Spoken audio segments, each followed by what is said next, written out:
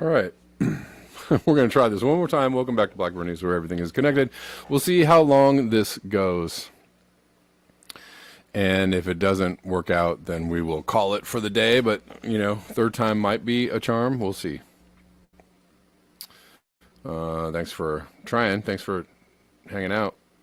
All right. So we're going to pick up where we left off, and we're going to start with the story of Japan's wildlife turning on the humans. And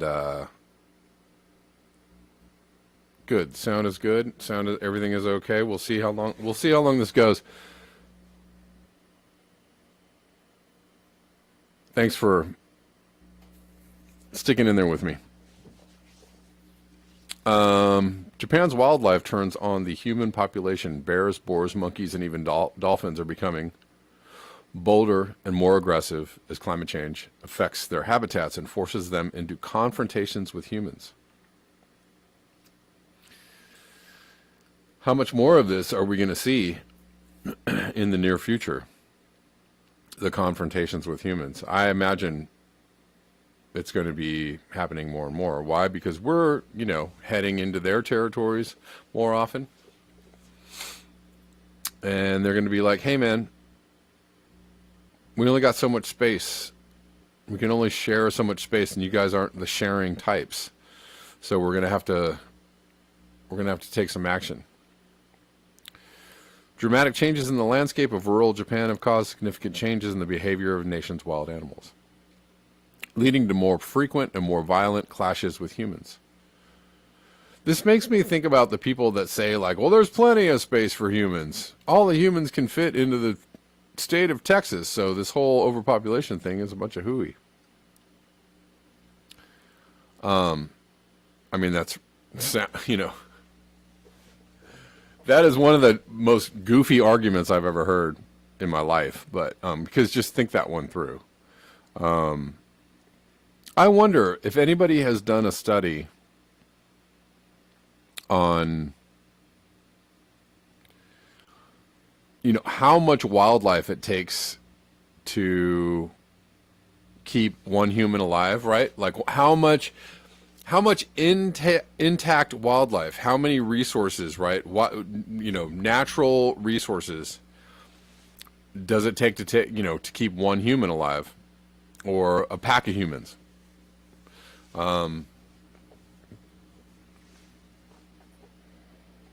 Right? Because it's not just about, if you use the everybody can fit in the state of Texas thing, where would people get all the water and the food? And, you would, obviously, it's like a city. It would be like the biggest city that ever was. The earth might lose some of its rotational value, possibly, if everybody was crammed on the state of Texas. But think that one through, like, how many resources would have to be sucked out of the rest of the planet in order to, to take care of the very uncomfortable 8 billion humans in the state of Texas. I have to, I don't know. I don't know if I've even checked. Just when I heard that argument, I was like, that is just preposterously stupid. Right? So how much does it take to keep a few humans alive? How many, has anybody done a study on that? It would be an interesting study. I think I would like to see, and the fact is that there have been, intact parcels of wilderness and wildlife, right? These intact ecosystems that have kept humans alive for a while, and we're constantly destroying these intact ecosystems and making them less intact. And what happens when all the ecosystems become broken up, broken down, are no longer intact? What happens?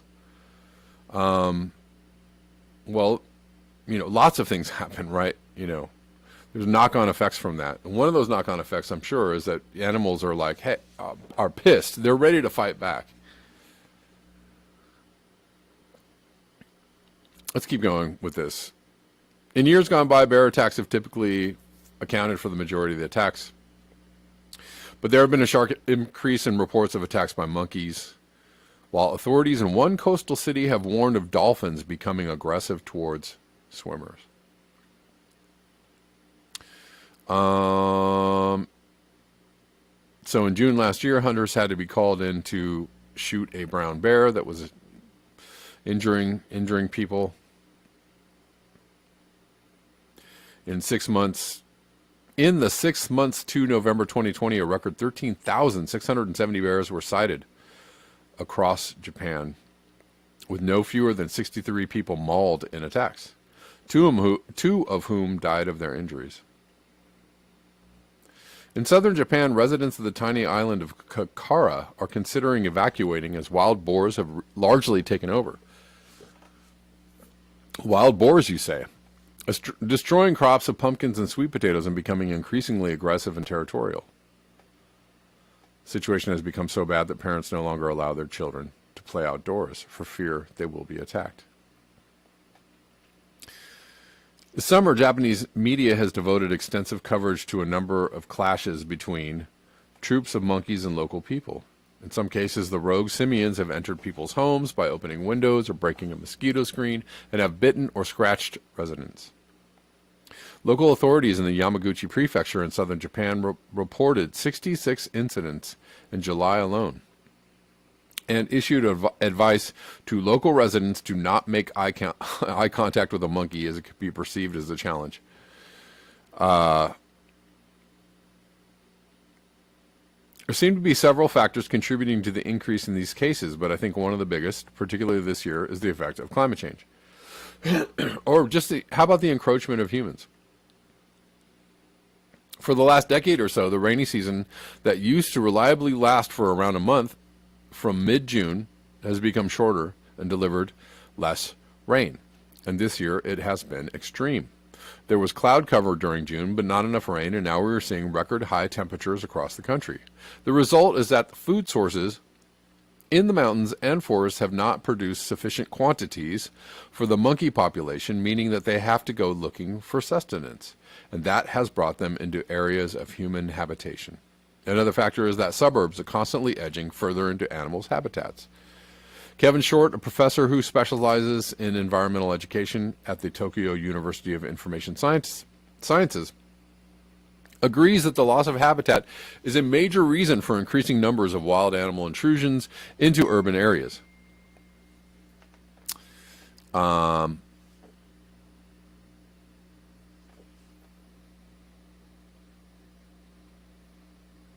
He also pointed out that due to Japan's shrinking rural populations, there are fewer hunters to cull wildlife, resulting in an explosion in the number of bears, boars, monkeys in recent years. Excuse me. In the past, these villages used to work as a sort of buffer zone between the forest and suburbs, and villagers would cull the animals that took their crops and so on. With villages losing all their young people and gradually shrinking, there are fewer people to stop the wildlife from taking over. I also feel that means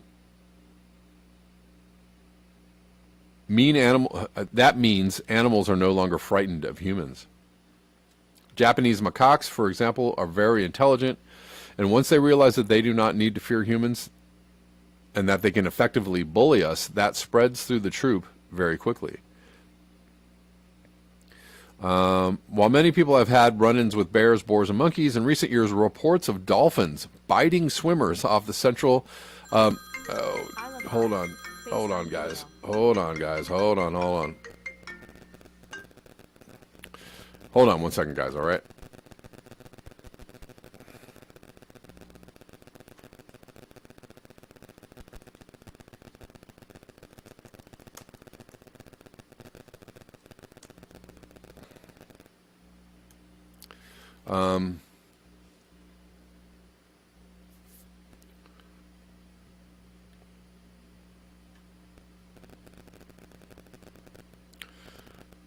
Anyways, the local authority has introduced beach patrols and buoys that emit ultrasonic sound waves to keep dolphins away from beaches, and posted signs warning people not to approach the creatures. The bottom line is that these are wild animals in their natural habitat. Humans are intruding into their spaces. They are not pets, and people cannot play with them. People need to learn to stay away from wildlife. Well, indeed. Anyways, I thought that was an interesting story. Excuse me. I was on Telegram in a chat for something else, and somebody said something really funny, and they were like, "I don't go in the ocean because, once you go in the ocean, you're pretty much, you're prey for somebody else." And I was like, that's pretty much true, right?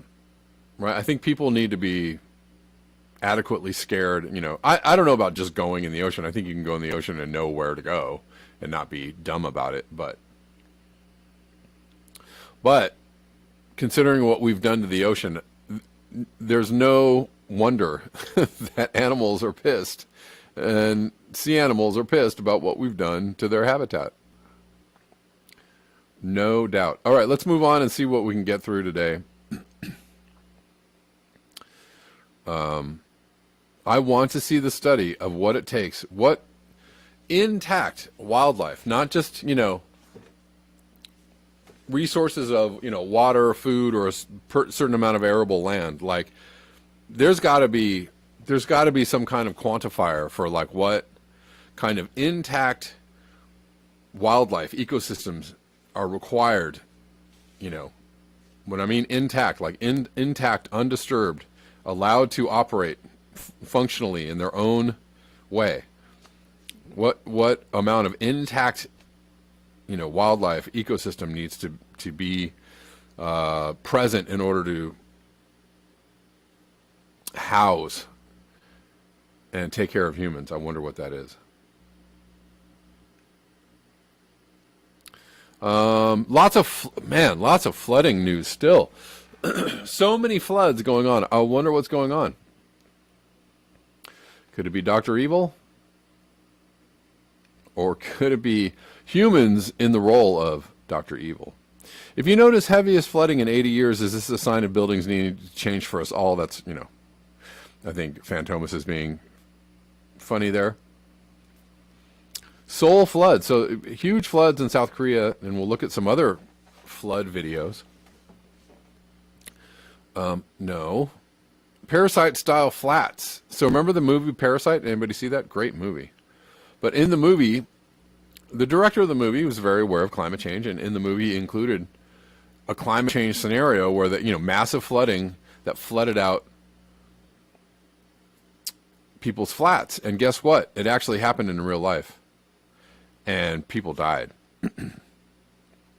South Korea's capital, Seoul, will move to phase out semi-basement flats after 2 women and a teenager died during flooding earlier this week. The tiny flats featured in the Oscar-winning film Parasite are usually rented out to people on low incomes. Seoul will no longer give out permits to construct such homes from this week on and will gradually convert existing apartments, officials said. This comes after the city was hit by the heaviest rains in 80 years. As of Wednesday, at least 11 people were confirmed dead or missing as a result of the floods, which have gone on for 3 days. On Monday night, 2 sisters in their 40s and a 13-year-old girl were found dead in their flooded semi-basement flat.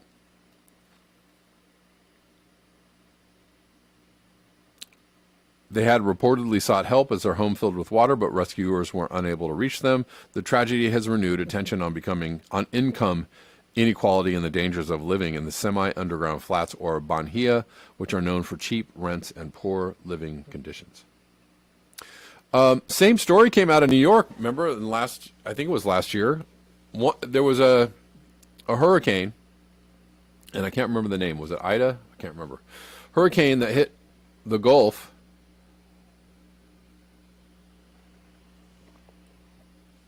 And then kept on going, kept its strength and kept on going over, all the way to New York, and brought some serious rains to New York.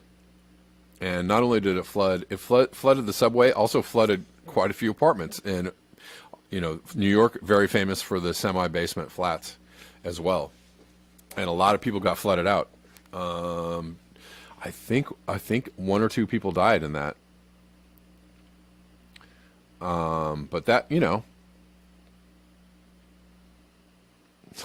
Lone Wanderer said, Duh, harp. Harp, bro. This is all harp, right? Is it all harp? Is it? Anyways, let's look at some more flooding. Um, so many flood videos. I'm trying to move quickly because I don't know how long I've got until my computer starts really slowing down.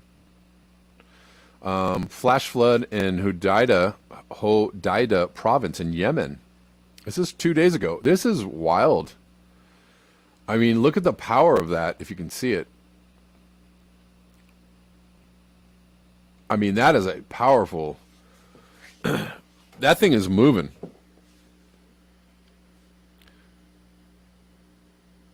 Yemen.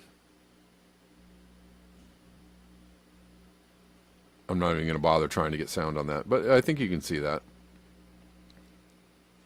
Let's move on because there's more. More from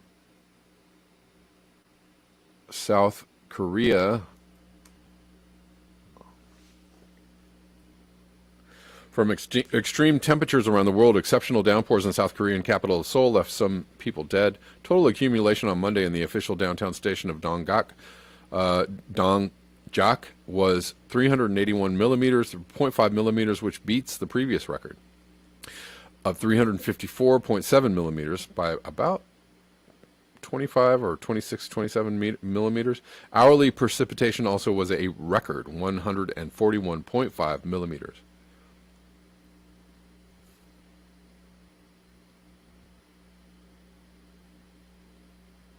Exceptional rain. Let's keep going. There's more.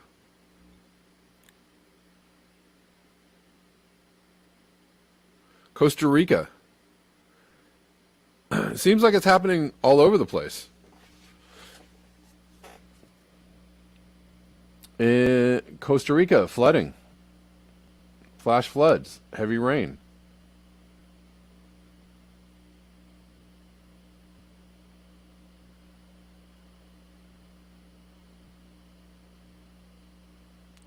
Good times with flooding. Anthony Davis says water is flying off the shelves at local Walmarts. Why? I ask myself why. This is while I ask myself why. This morning, black stuff came out of my kitchen faucet for a few seconds. Wow. Yeah, you might actually you might want to do that. Well, I don't drink bottled water, but I go to get water from a water getting place because I thought where I lived had plenty clean water. And then a friend of mine brought over a water testing kit. And I tested my water and it was off the charts. Off the charts bad. Basically the kit said, do not drink.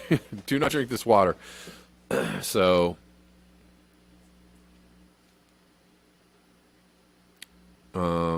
more flooding, and this looks like Africa, and I'm not sure what country. And in my country, we have cut off trees, we have destroyed swamps. Everything is not good. We need campaigns to restore our tree cover and what catchment areas. We need to think of alternative clean energy. We need to raise up. Our environment is our responsibility. I don't know if I can find out where this is, but this is wild. There's like animals, wildlife just floating along in this. Looks like a lot of steers, cows, floating along in this flood.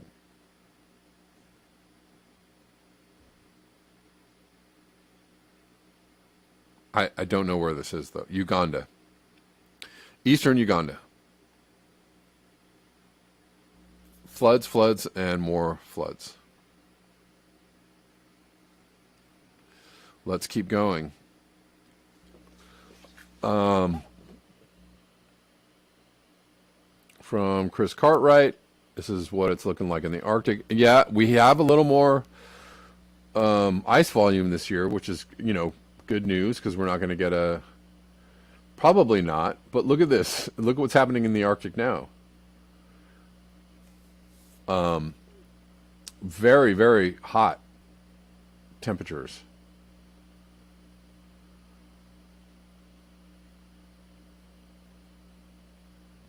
Extreme anomalies in the Arctic. And this is forecast for August 17th. So I guess through the next week. Oh, I'm sorry, not the Arctic. This is over, where is this? Europe and Russia and China. So over the entire continent, excuse me. So yeah, I mean, we have a little more ice cover in the Arctic, but we've also have extreme heat waves going on everywhere else. So, you know, that's extreme cherry picking, right? If you're like, oh, we have a little more ice volume in the Arctic, that means that climate change is totally not even happening. Yeah, but everywhere else on the continent is experiencing these extreme heat waves. So I mean,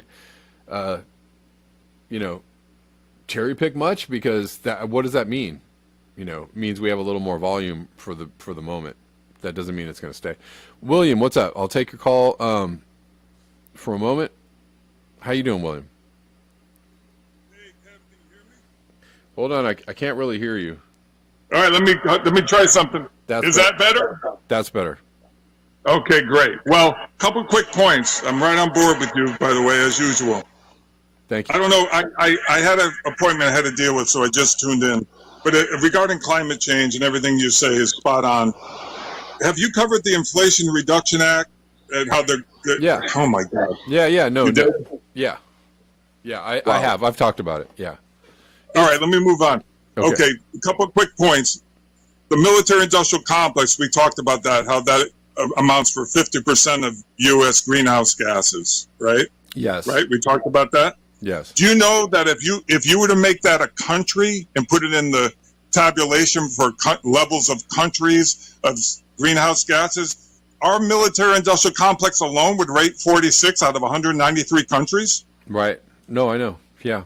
Right, and then here's the other thing. We talk about what we can and can't do. Like, this is a macro. There's little we can do, as we've seen. But the top 1% produce 2 times, I don't know if you know this, the greenhouse gases of the bottom 50% of the population. More than 3.4 billion people, the top 1% produce 2 times the greenhouse gases. Remember, we talked about this a couple shows ago? Right. Yes. So what I'm getting at is then you have the top 100 countries. I'm sorry. I'm upset. The top 100 companies that produce majority of our greenhouse gases. So what I'm getting at, what you and I can do, whether and there's little things, every little bit helps. Plus, I believe in karma, right? So in other words, if I know you guys kind of mock the hemp toilet paper thing, but every little thing that I can show the Lord I'm doing to make a difference. Because the reality is, Kev, you and I can get away from, we can become, living in the woods somewhere, completely off the grid. But unless our military-industrial complex, here's my point, unless the top 1%, unless the government starts reining in our, I can't believe the Inflation Reduction Act, what they gave away to use solar and wind. Now they got to give away federal land for you know what I'm saying, for permits. Right. Well, off and on shore. I'm sorry, go ahead. And another thing about that bill is that there was something in that bill that was supposed to reduce the cost of prescription, like insulin. Yes. Okay. So I saw in the Huffington Post that they were blaming Republicans for that. It wasn't the Republicans. So the Huffington Post are a bunch of liars. Chuck Schumer said his parliamentarian advisor said they couldn't include it. He was like, well, I don't know what we're going to do. I guess we can't do it. So they blamed the Republicans, and it was the Democrats that did it. Liars, brother. Liars. They're liars, brother. It's an oligarchy, isn't it? It's a corrupt oligarchy, right? You know, and masquerading as what? As a corrupt duopoly, or just as a corrupt democracy? I mean, pick one. You know what I mean? Is it? I don't know. I don't know, man. Well, hey, man, I'm going to let you go, William, because I have another caller. And I'm trying to get through the show before it gets too hot and everything starts freezing. Yeah. Hey, I heard about that. How about swamp coolers? I mean, there's so many things. I know you're anti-using energy, but no. Well, it's not that I do try to keep my energy use down, Oh, by the way, I wanted to just say about the people that were mad about what I said about hemp. Go ahead and use. I think hemp is better than other things. Go ahead and use hemp. I think hemp is a good thing. I wasn't saying hemp sucks. I was saying hemp. Thinking that hemp will solve the climate crisis or hemp will save the world is a little ridiculous because if you grow hemp at scale, it's about how right. If you're trying to run, it's just like the same thing as electric batteries in cars. If you're trying to make industrial civilization run on electric cars, you're still going to destroy the planet. If you're trying to make the industrial civilization run on hemp, still going to destroy its scale. It's about the scale. Anyways, that's a valid point. But there's some nuances there that when you have more time we can discuss. Yeah. But thank you, William, for the call. I'm going to take this other call from North. You. All right, peace. God bless you. Bye. All right, North, you're on. Oh, hold on. Not yet. Now you're on. North? I think you have to unmute yourself. Yeah, sorry, man. This app, it does this thing now where, like, shows you, like, do you want to do video every single time? And there's no way to get around it efficiently. Right. Yeah. Yeah, I just wanted, because you were talking about how everybody's talking about ICE, not density, but coverage increasing. Meanwhile, leaving out all this other stuff. And they're doing the exact same thing today with this news about the coral reef, where they're saying the coral reef has increased a certain, like quite a large amount in the past, more than it has in 30 years.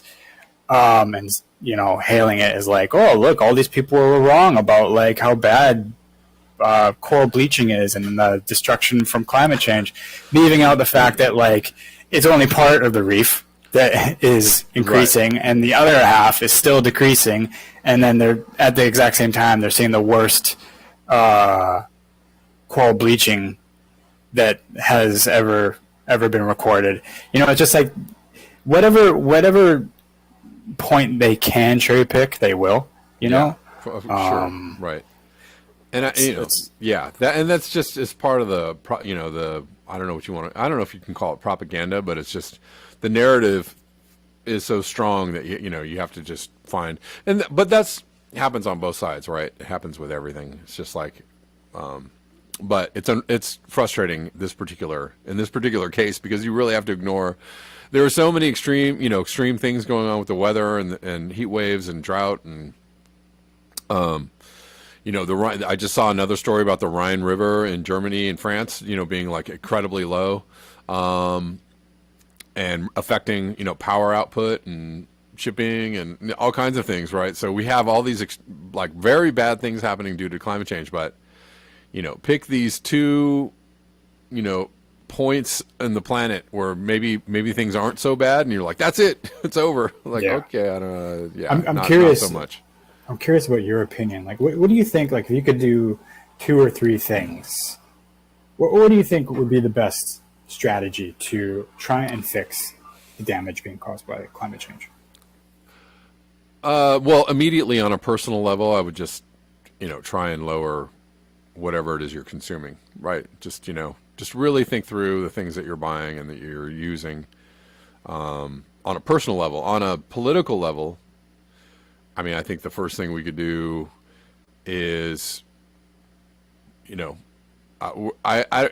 sounds extreme, but I mean, corporations are going to have to go away, right? So it's a lot more to unravel on a political level, but, but answers through building more infrastructure or cars and stuff, those aren't really answers. I think, on a political level, I think the best thing you can do is just start communicating reality to people. I think that's the best thing you can do. I could just say, you can't actually do anything until you say, well, this is the predicament and this is what we're going to have to do. And I know this really sucks. And I know you guys aren't going to like it. And I know everybody's going to resist this. And, but this is, how it's going to have to go. I mean, somebody's going to have to start communicating that. Who's not Klaus Schwab, right? Who's not Bill Gates, right. Somebody else.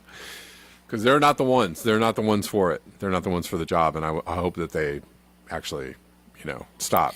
They need to go away. But I actually agree in a lot of ways. I feel like, honestly, the first step is in the United States and internationally, it would be nice to see the rights and kind of like powers, I guess rights especially, given to corporations removed, like corporate personhood. Oh, yeah, that yeah. allows them to, not only avoid a lot of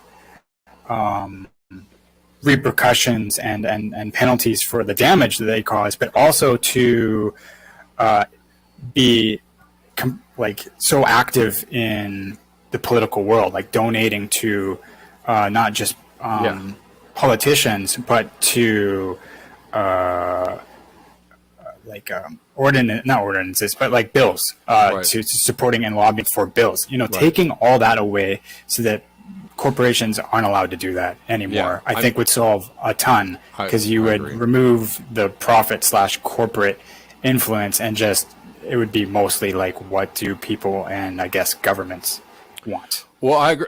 Yeah, I agree. I mean, I personally think that most corporations should go away. They should be privatized and, cast to the wind. But short of that, corporations need to be kicked in the teeth, like kicked all the way down to the ground.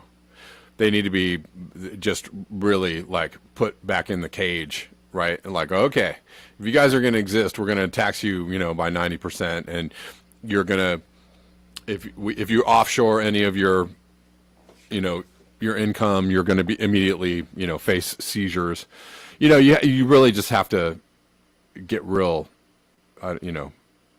just extreme with the corporations. But, anyways, thanks for the call, North. I'm going to have to let you go. Okay, I'm not going to take any more calls for now, because I do have a lot of stories I need to get through, and I don't know how much time I have because I stopped the first two broadcasts because of the extreme heat in my studio. So I've set something up where I can do this show, but I don't know how long I have. So I'm running on very limited time. So let's go to the next story. But thank you all for calling in.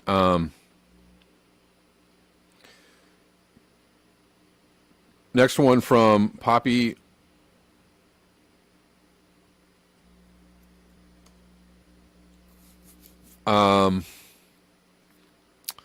Nature is getting terrifyingly creative with wildfires. Videos taken from a helicopter above a huge fire whirl. This is in Los Angeles, northwestern Los Angeles County. That's pretty, we're seeing a lot of these videos lately of the fire whirls. Sorry, you can't see that.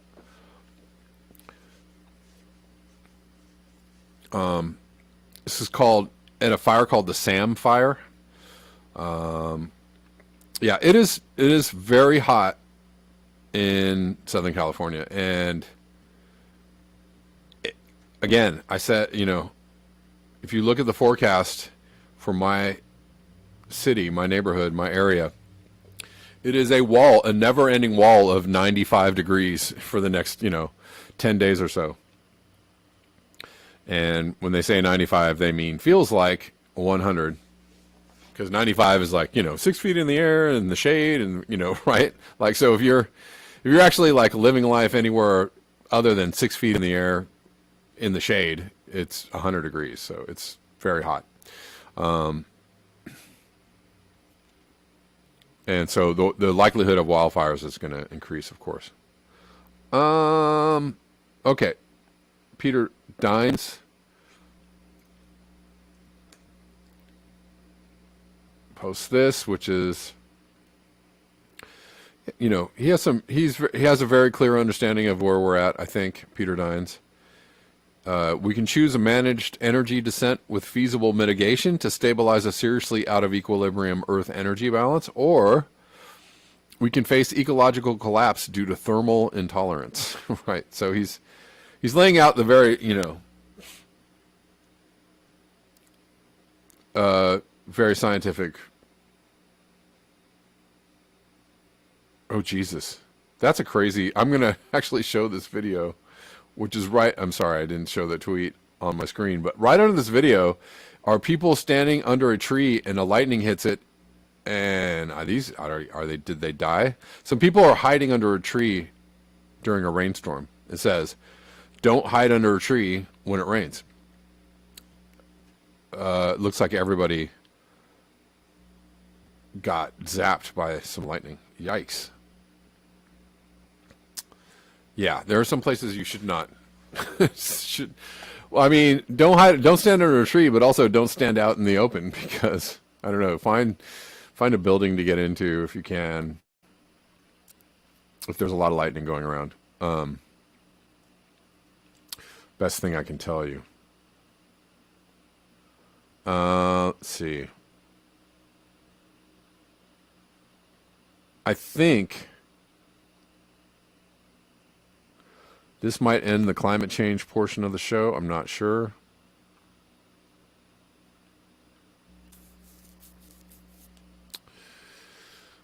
Oh, yeah. Fantoma sent me this clip of, one of the founders of Greenpeace who's now climate basically denier. Which, of course, people get all,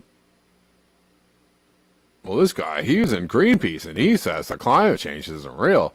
The guy, apparently he helped found Greenpeace, but, this is like, Greenpeace was founded like 60 years ago or something, a long time ago. 50 years ago or 60 years ago. So this,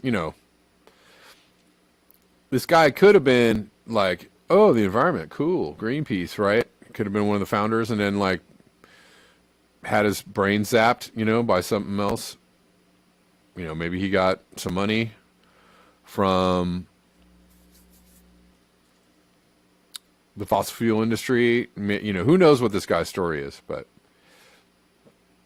this guy is not telling, he's not like giving you the big truth about climate change. Sorry. Red staters or red pillars. Hold on. I can't really get sound on this, which sucks.